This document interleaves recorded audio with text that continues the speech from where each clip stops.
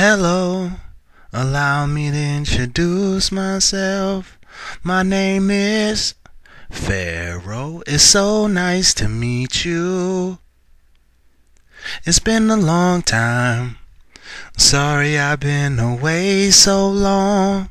My name is Pharaoh. I never meant to leave you. Yo, what's up? It's been a long time. I shouldn't have left you without a CoTH Cast to step to. But I'm back and I got a new microphone, so hopefully everything should be sounding better and something a little easier for me to be able to do. Wanted to hop back on this mug because like I said, the only reason why I stopped was because of my microphone issue. But we got a lot of changes, and now that some time has passed, there's a lot of things that I can update everybody on. So I'm really excited about that for real.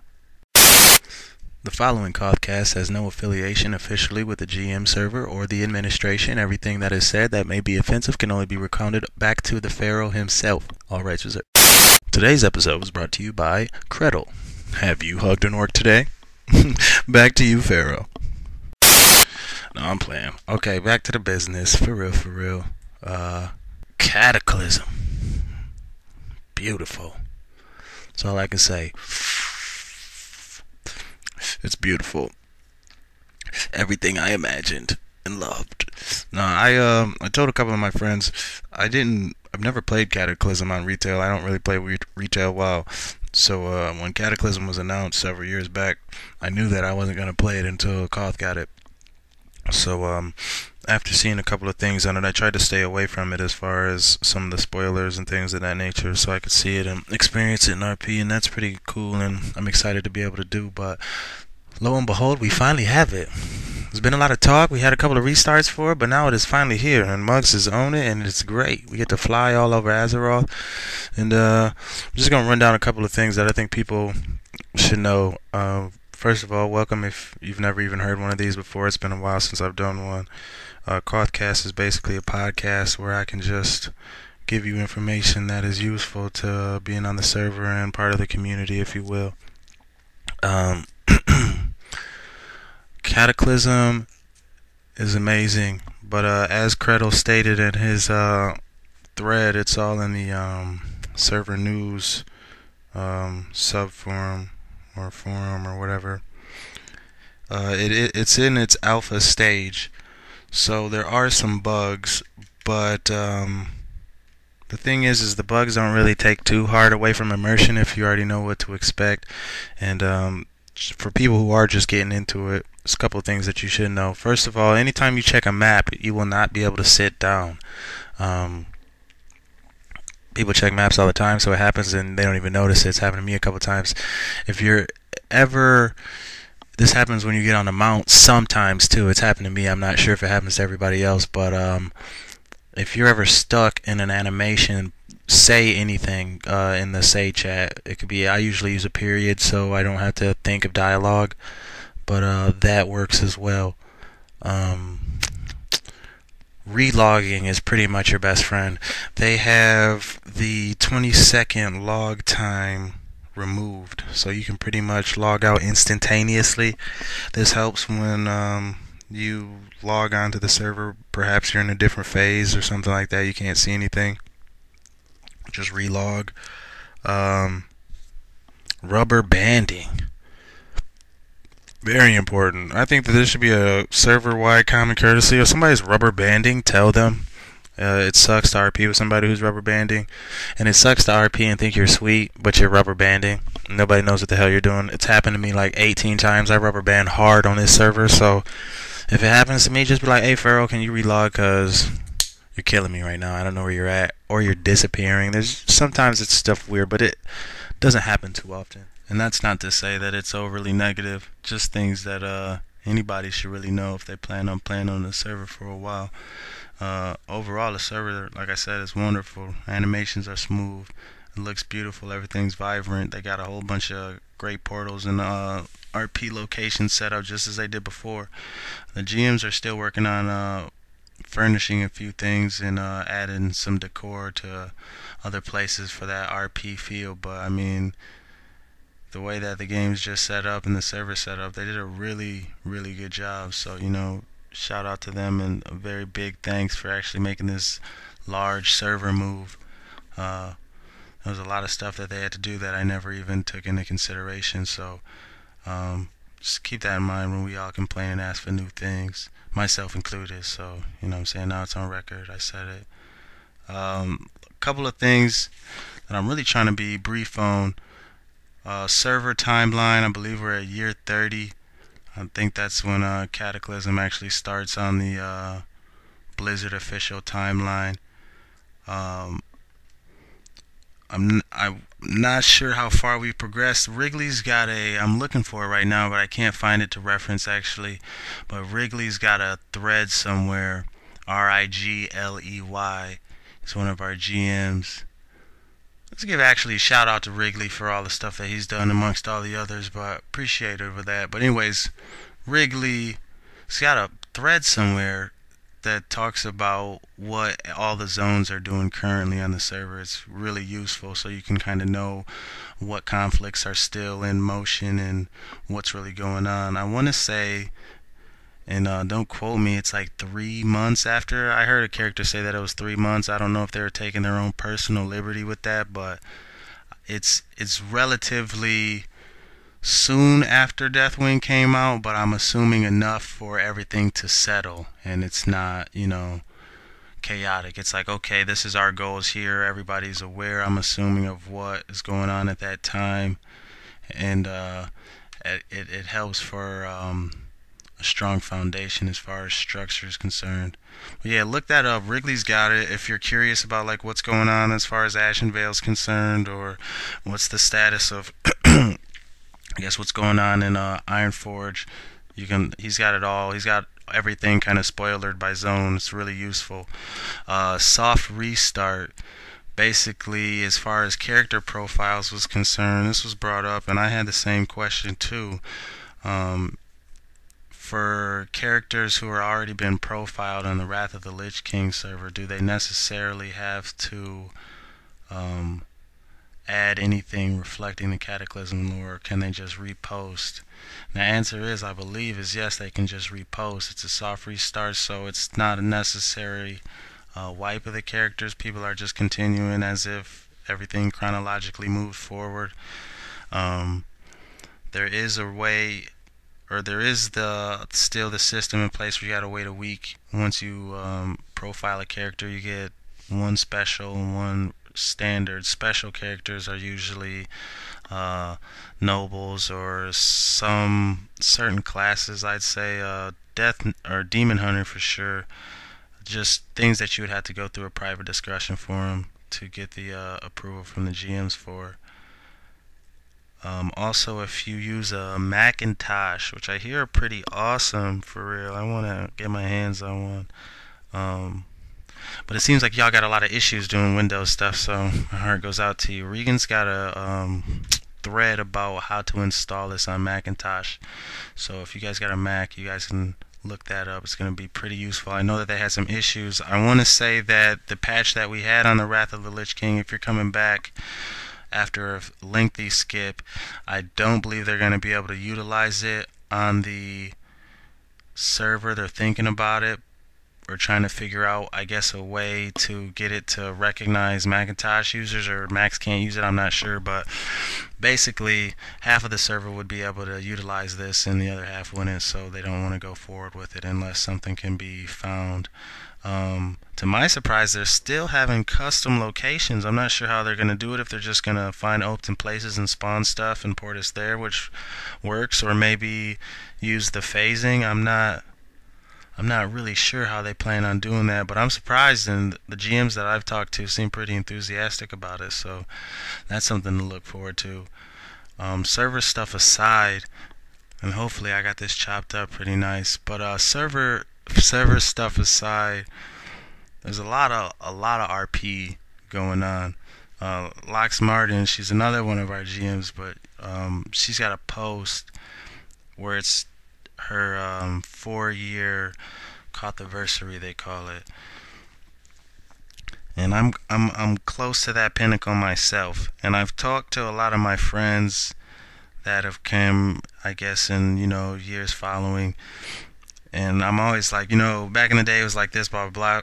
People who were playing longer than me said the same thing as soon as I joined, and I never understood, I guess, what they were talking about. But I really feel that the RP that is really spawning now is reminiscent and feels the same, as far as everybody has um, I don't know, I guess a new drive to RP. It's interesting to see how invigorated people are about characters. Where towards the end of the Wrath of the Lich King characters or server, it felt a little unmotivated. But with all these new combinations and classes and possibilities, I think people are really excited to, I guess, re-express their imagination, if you will. Worgen, first of all, what can you say? I knew as soon as I heard about Worgen, I already knew I was gonna have like four, and I'm still reluctant to even make more. I just made my second one, but Worgen are awesome. I like the whole Gilnean. Hope I said that right, but I like their whole demeanor, as far as they have like a kind of arrogant old English kind of um,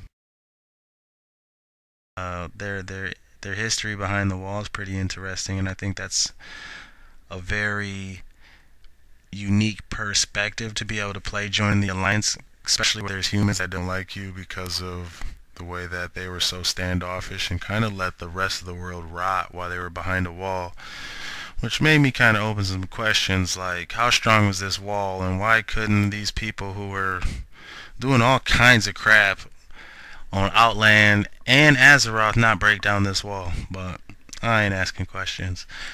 But it's still a very fun new RP. I mean, the transformation in itself is cool, but I mean, just that perspective that you get to play with Gilneans, and I think that it's interesting that they also have that accent. It's another thing to be able to incorporate for that kind of interesting twist. I got a druid, Raphael, I converted to Worgen, and he kind of always had like I guess a southern drawl when he spoke anyway, but now having it kind of, I'm trying my best at Old English. I know it gets hard to understand, but I try to replace some of the A's with O's. That's more neither here nor there. Moving on. Alliance Rebirth. I call it that because, and I only say, I mean, maybe the Alliance never went away. I lost interest in the Alliance after a couple of my favorite guilds from way back in the day kind of fell off, and I only had like two Alliance main characters, a Druid and Raphael. And I mean, I don't know, it's personal preference, but I think on the positive side that whatever you thought of the Alliance before, they're way cooler now. Like they got human hunters, let alone that's probably the reason I will roll a human right now is for a human hunter, because the whole time I don't understand why they never had him in the first place. But it's cool for that aspect. I mean, you always got the noble house thing that they have, and especially with the Gilneans now, I'm very interested to see something of that nature, that animosity, I guess, manifested in RP. You got the dwarf changes. I was pretty surprised when I was making characters, and I like dwarves. Dwarves are probably one of the better aspects of the Alliance. And I was looking at their classes, and I was like, dang, they got a lot more. Like, I mean, they only have one thing that they can't be, I think. And I'm not even sure what it is. I want to say it's at the bottom right corner or something. But, I mean, it does. It's like dwarves can be everything, I guess, because the dark irons, and you guys know the deal. But it's cool that dwarves get that. I guess that what's the word I'm looking for? I can't even think about it. But I mean, they just have a broad range of possibilities there. I know Jonath. He has two guilds I'm actually interested in. The Resurrection of the Regiment. It's a dwarven heavy guild. What was cool about it was the in-depth RP that they had, and how it was very traditional dwarven RP. And Ironforge and Dwarves has always been, despite what you feel about the Alliance, great lore and great environment, but it just never, got that jump off that I've ever seen, and until the regiment really. And So Jonathan's about to do that. I know he's got some events planned. You guys can check that out in the event threads or forums. I'm losing my mind right now. But what else? Alliance. Janae Pilgrimage. Got to give it up to Bavel. This is probably another reoccurring thing that I would suggest to anybody who is returning to the server or joining the server for the first time that really wants to kind of find some in-depth um, party kind of natural RP. If you like D&D or just the real methodical, gritty kind of, what's the words I'm looking for? I'm not gonna say the word tangible, even though it is. I don't know. Bavel just creates really great characters. It's almost like a method actor. Um, when he assigns himself to an alt or any character, he just really goes in depth, and it shows in the storylines. And anybody who's been a part of the Janae pilgrimage can attest to that. So if you're in for something for the long haul, and you like Janae or shamans, I think that they're dealing with now with orcs and Outland. If you're into that kind of part about Warcraft history or lore, you should really check out Bavel and anything in the Janae pilgrimage. Also Penumbra. I think that I'm saying that right. Penumbra. So guild by Scout, and it's really, to my knowledge, like a collective of like scholars, if you will, and people who follow the shadow, and they basically just seek information and knowledge, and kind of all facets. I know that there is some kind of tiered system as far as the guild goes, but I've seen a lot of great characters there. Joining the server, or I mean, there's people who have been reoccurring, people who come back, and people who just stay from here and there from activity. There's characters from all over the world that usually join and log on pretty constantly. And when you get to RP with these characters, it's interesting to see them, especially even if you're not RPing with them, like, oh, so and so's on, it's those kind of characters that's interesting. But Number is a guild that I was pretty surprised at. A lot of characters that I'm like, whoa, are in that guild. So I know it's a real good concentrated group of solid RPers. So I was really surprised about that. Not that there's not great RPers that I don't know, but there are great RPers that I don't know. There's great RPers here that I do know, and they're in that guild. I most definitely checking or suggest checking it out. And the Horde looking real good. They got the goblins, and I'm gonna be honest. I told this to a couple of people. I really wasn't excited about goblins at all. Once I found out that that was what was announced, I thought that the amount that they got was cooler than them, and I was more anxious about the Worgen. When I got to the server, they were, in the test kind of preliminary phase. And I got on a character and I went to Gadgetzan, and I ran into two goblins. I want to say Norel or Noel, I can't remember the name. And Imagination, I forget the goblin's name, but I think Imagination plays it. And the characters conversation that they're having was real funny, and it really kind of brought what I've known of goblins to a real three-dimensional sense. And like, it was that moment that kind of made me realize all the possibilities that goblins could offer, because I'm vaguely familiar, roughly familiar with the goblin history as far as what they represented as far as RP is concerned in the past, with their ports, their merchants, and their demeanor and animosity. But they've always taken a backdrop to what we've been doing, because you can only interact with NPCs so much. And when I saw the characters, it just kind of made me realize, like, oh yeah, this is gonna be fun, to be able to actually flesh out these avenues that you knew existed but you couldn't see. So yeah, that's going to be a big thing for the Horde, I think. Welvums also has a family, the Fizzwizzles, and basically when Kazan, I think that's the place, when it was attacked, they all left and were enslaved, and her siblings split up, and so they're kind of reuniting, and they want to help the grandparents. Um, it's a nice cast. I'm enjoying the RP. Welvum's obviously playing the namesake sister.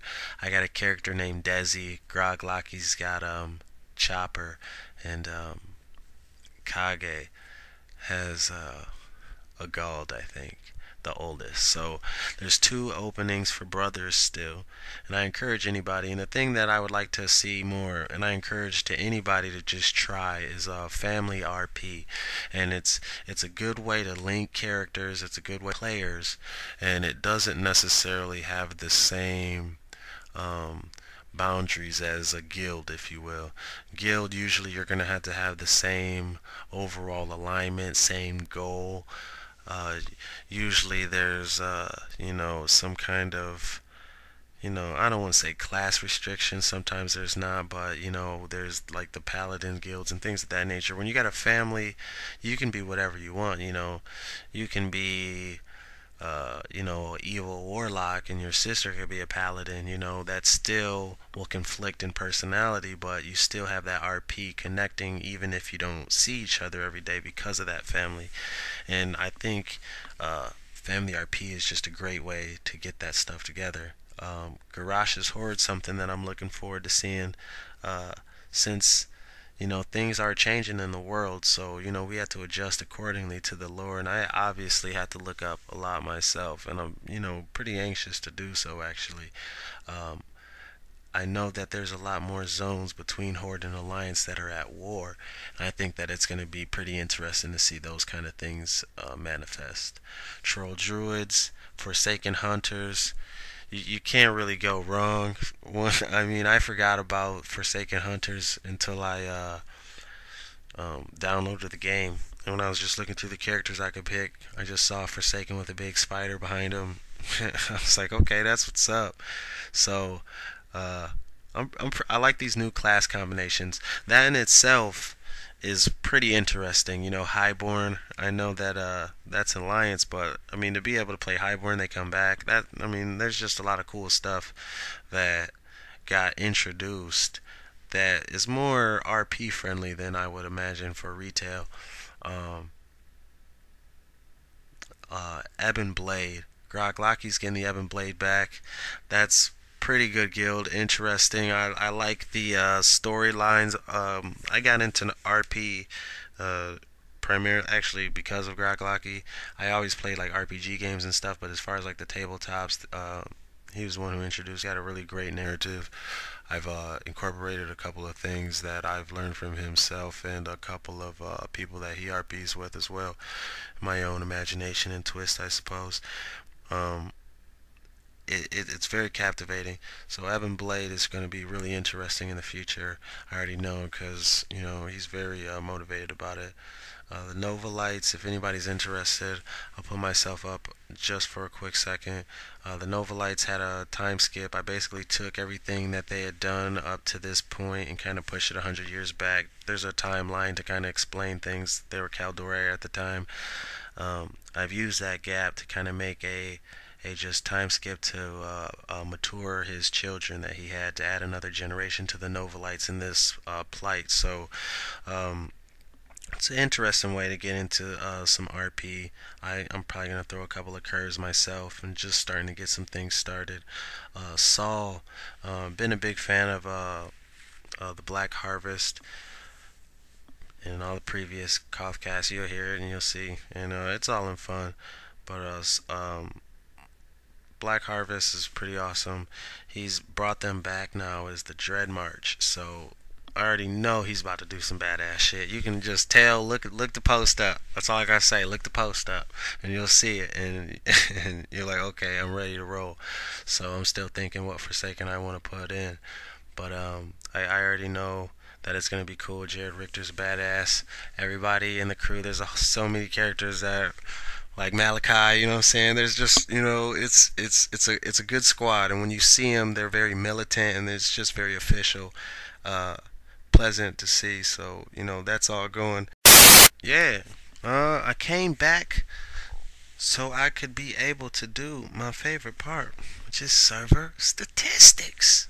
I've been telling y'all this. Y'all don't care, but I do.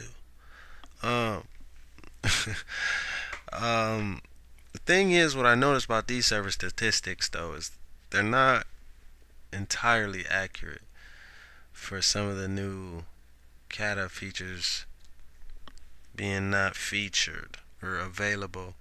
But I will go through some stuff. So at number 5, we got Mata, Mahta.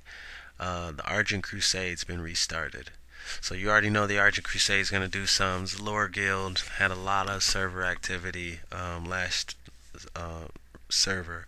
So I mean, on the merit that the people who are in that guild alone rejoins, it's gonna be a pretty large guild. They're at 6 right now. Tied for number 4 is Regan's Frozen Eye. They got 7. Frozen Eye, to my knowledge, is kind of a offshoot of Regan Sunfire's Noble House. Um, I want to say kind of like the people that she goes to who are like bodyguards for her, information brokers, allies, things of that nature, members of the family. Just people kind of in that storyline. Also tied with 7 is Vine's Inferno of the Redekin. Um, I've always been a fan of this guild. I just think it's fun. It's kind of the RP that I like.